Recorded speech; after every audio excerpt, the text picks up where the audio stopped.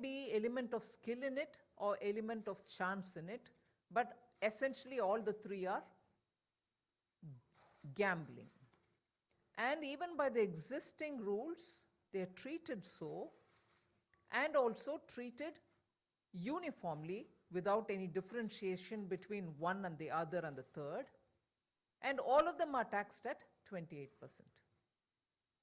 Now this GOM looked at each one of them, heard the various stakeholders, and took a call that based on two judgments of the Supreme Court as well. One was on Lotto and the other one was on, I'll tell you, in both the cases, the Supreme Court, actionable claims. Sunrise Industries had gone to the court, and on Sunrise Industries, actionable claims being the point at which the tax will have to be levied, was a case with the Supreme Court on which the Supreme Court has upheld the decision. And Lotto was the second one, which was also in Supreme Court. And the verdict is out. All of this confirm the existing laws. All of this confirm and uphold the existing law, which treats all these gaming, varieties of gaming similarly. And the incidence of tax where it is levied also is broadly accepted. Now this GOM, therefore, after studying the whole thing, went by the fact that that is the only rational way to handle each one of the three. So in a way they were in favor of continuing the status quo. So then came this issue where even as he presented the report, the Chief Minister of Meghalaya did say that Goa and its minister requested that he place his view even before the entire council, not just the GOM. So he was given an opportunity to speak in front of all the members of the GOM, wherein his request was that the treatment for casinos should be different. And therefore it was decided, he did give a complete presentation, therefore it was decided that Conrad Sangma, the chair of that GOM, will once more hear Goa. And even as this decision was taken, it was felt, some of the members of that GOM felt that if there is a window for casinos to be heard again, let horse riding also be heard again, let online games be also heard again. We've allowed that, but with a condition that by July 15th, the report should be back again with us. So the council will then have a look at it. And as a result, we have accepted that the council will meet on this GOM's agenda. And one more, which I'll elaborate a bit later. On this GOM's agenda and one more, either on the 1st of August of this year or in the first week of August. So for reconsidering the Conrad Sangma report after they meet up with Goa and other stakeholders, the three ministers, they will submit the report by July 15th and the council will meet again to take that on board, consider that in the first week of August. So I come to the third GOM, which is on IT related matters, which was headed by the Deputy Chief Minister of Maharashtra. Tarun, do you want to elaborate on that? IT related. The fourth I'll conclude and then Tarun can take on, is on the gold, movement of gold, where Kerala's minister headed the GOM and he's given the report. Essentially, there was this discussion about movement of gold, whether the number, the Aadhaar card and of the transporter will have to be given, who will take it from one area within the state to another, and so on. So now on the basis of the recommendation given by that committee, it will be left to the state to decide whether they'll take the number, the Aadhaar card or whatever of those vehicles which move, taking precious, because it also has a serious security related consideration. So we've gone by the report submitted by Kerala. So these were the four on which IT matter, again Tarun can elaborate. The fifth one was on compensation cess. A few states before lunch today said that they would like the compensation to continue for some time. Even as a few other states said, yes, it is a question of coming out of the pandemic, but yet we need to have states also stand on their own. How long can this go on, and so on. Post lunch, some other states also wanted to come and join. We thought by lunch it was all over. But when most states wanted to join in, we went in for an hour after lunch, and there were broadly statements being to the sense of compensation can be continued, if not for 5 years, at least for a few years. So they were that kind of input on the compensation cess. So overall, in sum and substance, this is what happened between yesterday and today. Let Tarun expand on the GOM on IT. Also, we'll get into some specifics, post which, of course, you're welcome to ask questions. Thank you, ma'am. The other GOM which the FM was mentioning is on IT reforms that have made some recommendations on further improvement in the GSTN and use of AI and ML to ensure that we have a better data to, for compliance purposes. As also there is a feeling that there are issues which we have not been able to settle with regard to fake invoice bills, some companies coming up, suddenly showing some spike and then vanishing. So there were about 6 aspects that were taken up by the GOM in the first place, and they have made very specific recommendations as to what the GSTN ought to do in this regard. And in the sense that, for example, on the registration, risk-based models will be developed, where the risky people, there'll be a greater check on them before the registration process itself. So there were these kind of 5 or 6 recommendations which have been accepted, and now the GSTN will work on them, and in due course will come up with these utilities so that we are able to further use the GSTN network, the AI ML utilities that they'll develop, to ensure that we have even better compliance than what we already have. It was also felt that the GSTN has done a commendable job in terms of providing information and building utilities, and the compliance has actually gone up, which is also visible in the higher revenues that we are getting on month-on-month basis. But now what more needs to be done? So this is some kind of a permanent GOM which will keep giving these suggestions to the GSTN through the council, and the GSTN will keep implementing them.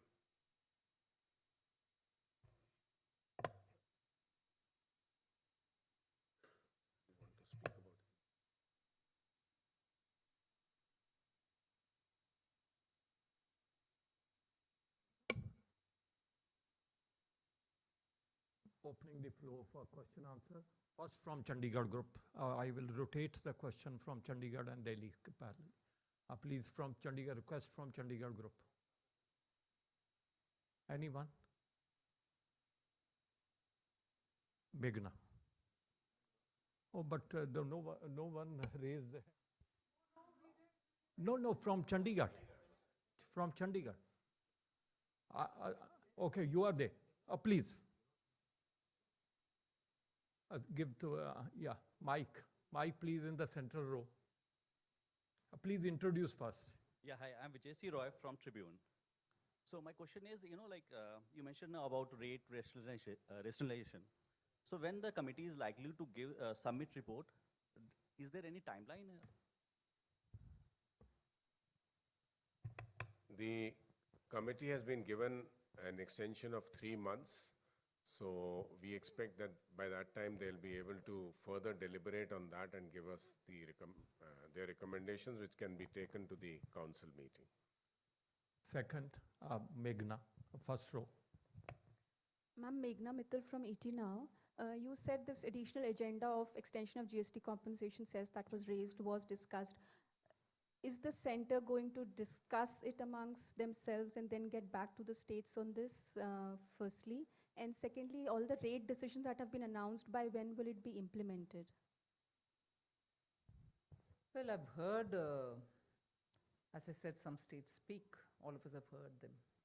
At this stage, I can just only report that much. And yes. Because the center and states have to coordinate for the rate or the exemptions and the other aspects. So 18th of July has been fixed, the date on which we would be implementing that.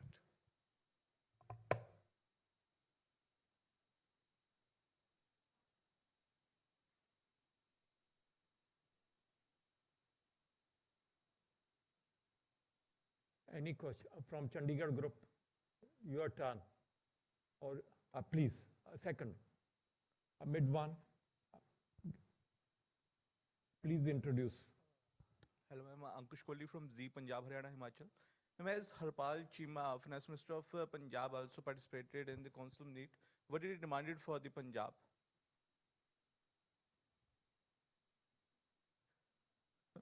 Well, he was one among the states which wanted the compensation cess extended. And my second question is this, that as apps, you're talking about as 28% GST is to be considered for the apps which shows characteristics of gambling.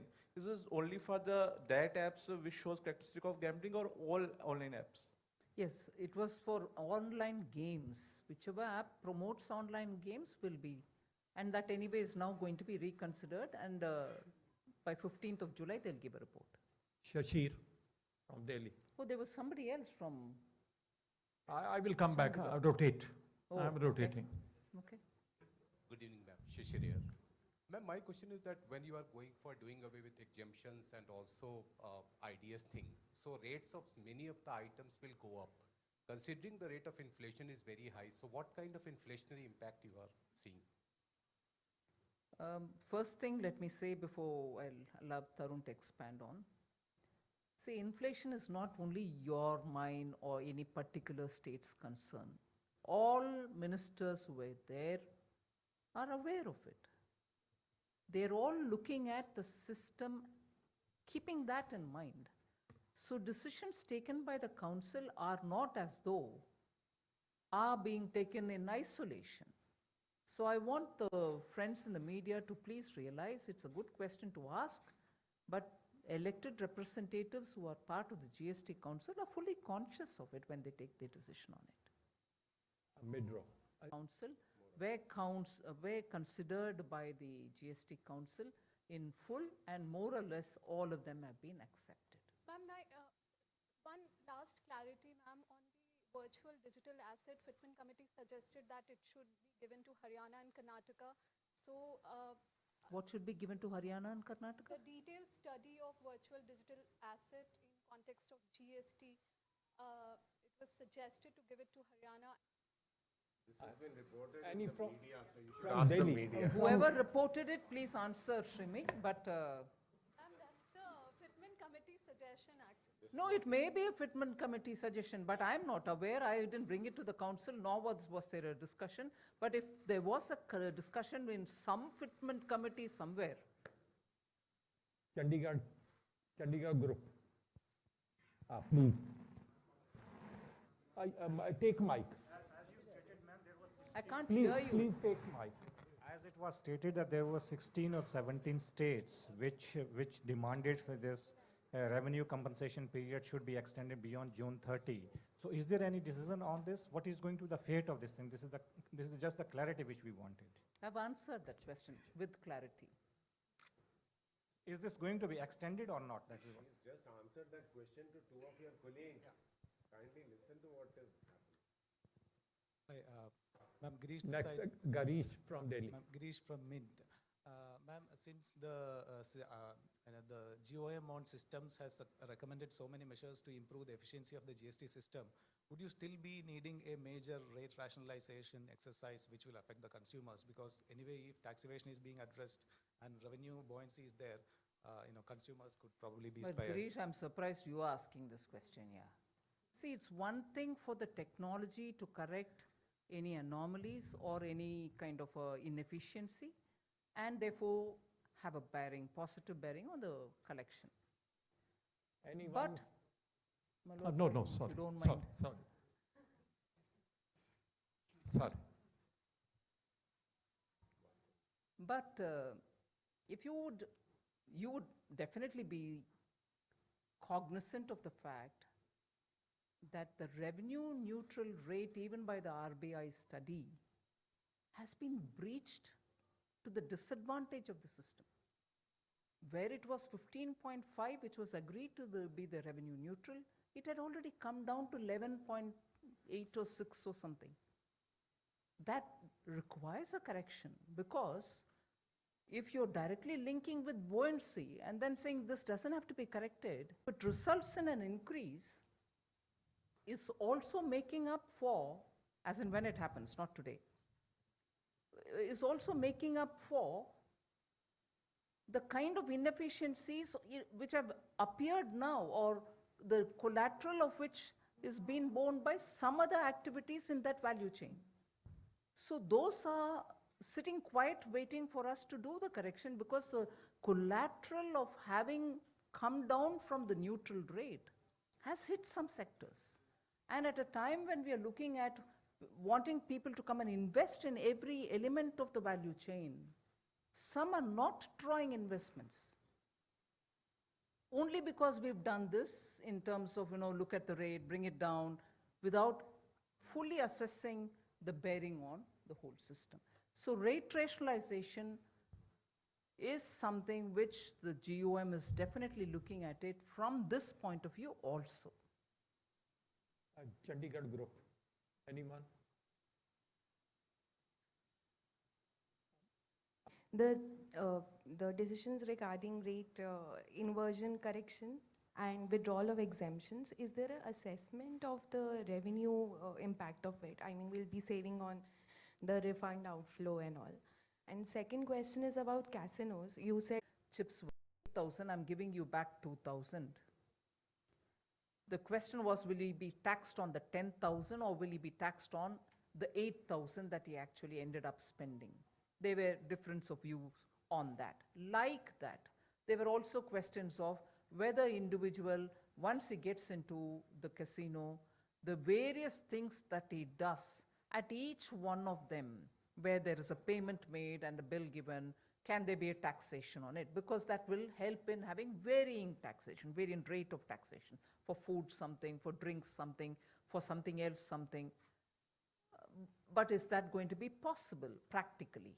So things of this nature, which are getting into the details. In fact, the minister from Goa himself said, I've never been to a casino, but because I needed to understand the various ways in which casinos operate, he said he had to go and find out how the casinos and, within the casino what happens and so on. So it was an elaborate discussion on casinos.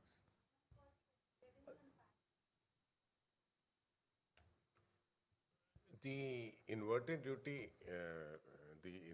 inversion which has been corrected, it doesn't mean that if something goes from 5 to 12 that the 7% will come, because inverted duty also has an embedded tax element. So we don't have a very exact estimate, but yes, hopefully we will have some impact on revenue, but it will not be very, very high. And let me also add this, because each one of you is worried about exemptions. The rates on some of the items have also been reduced in this, which is elaborated in the press note, so you'll also get to know that. Anyone from Chandigarh group? Please, middle row.